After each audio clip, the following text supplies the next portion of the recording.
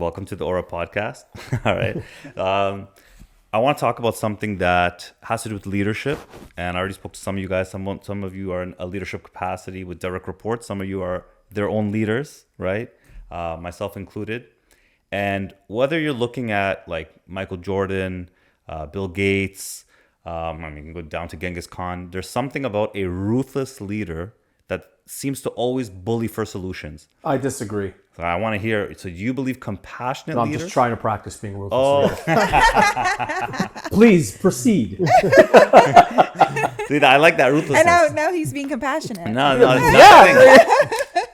I don't think compassion. I'm failing to find examples where compassionate leaders are like, if you look at the bell curve, are like on the end of pushing things forward, pushing the envelope. Every time I read, even from Malcolm X, people who are like ruthless, not ruthless in the sense of they're deranged or really angry all the time or confrontational, but they are ruthless to their principles, whatever that may be. I feel like people who are ruthless to that and seem to go farther in life. And most of the leaders I know that are ultra successful are more ruthless than they are compassionate.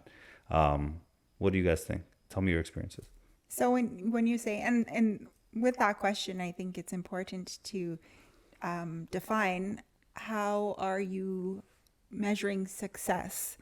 Is it when you say somebody's a ruthless leader, are you talking about their drivenness in order to succeed? Or are you talking about the way they interact with people? Because I think those are two different things.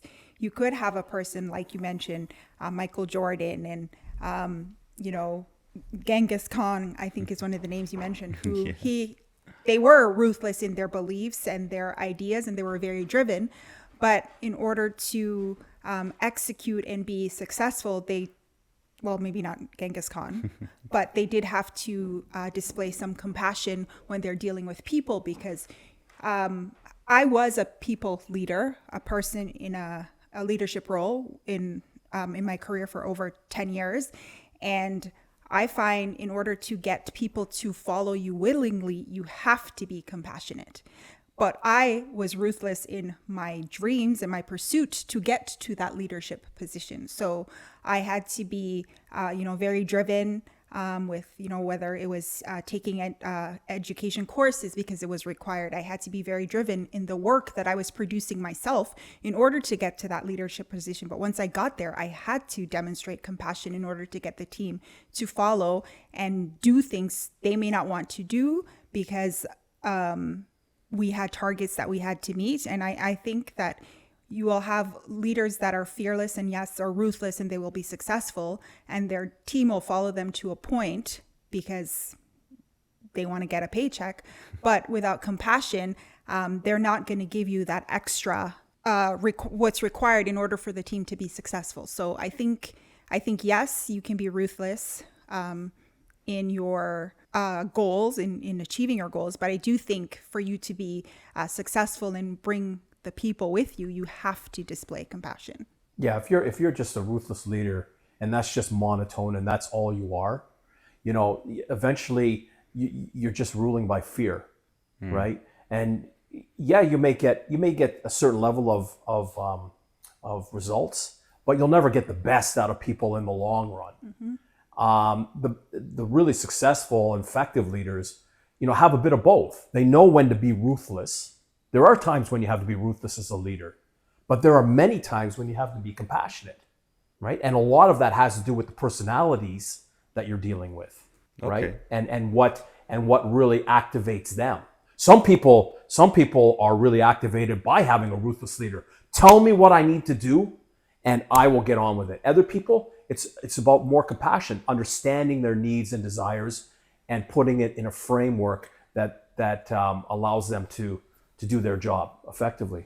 What do you think? There's so many variables with this. Yeah. Because it really depends on the role that you want your employee to take. And there's certain situations where you cannot be compassionate.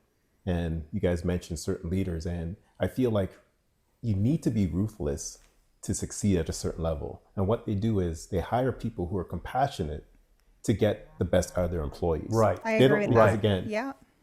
Sometimes you can't be nice. You can't. Yeah. right? Yeah. Sometimes people take advantage of the situation. That's right. And I'll give a perfect example with myself. I had a manager at one point, and he was ruthless. Everybody was scared of him. But what he brought me to his office one day, and I asked him a question. And he asked me a question back, and I couldn't answer it. And he just told me, listen, don't waste my effing time ever again. What? I want you to be prepared when you come back.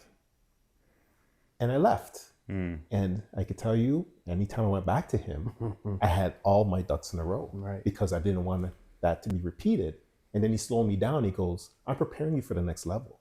Because what happens is, when you start talking to certain executives, you only get one opportunity. Yes. And if you do not fully explain what you're asking for, you lose credibility, right? So there's an example of somebody being ruthless, but at the same time, he's just preparing me.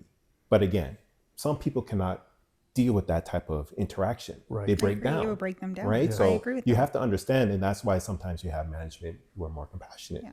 They have the one-on-ones with these employees to get an understanding of how to, to talk to them, And I was fortunate enough to go be with a company that have really great training on how to deal with different types of employees. Being older employees, you got to be very honest, because again, if you tell somebody who's a bit older than you the wrong answer, or you make up a story trying to impress them, you lose all credibility right away.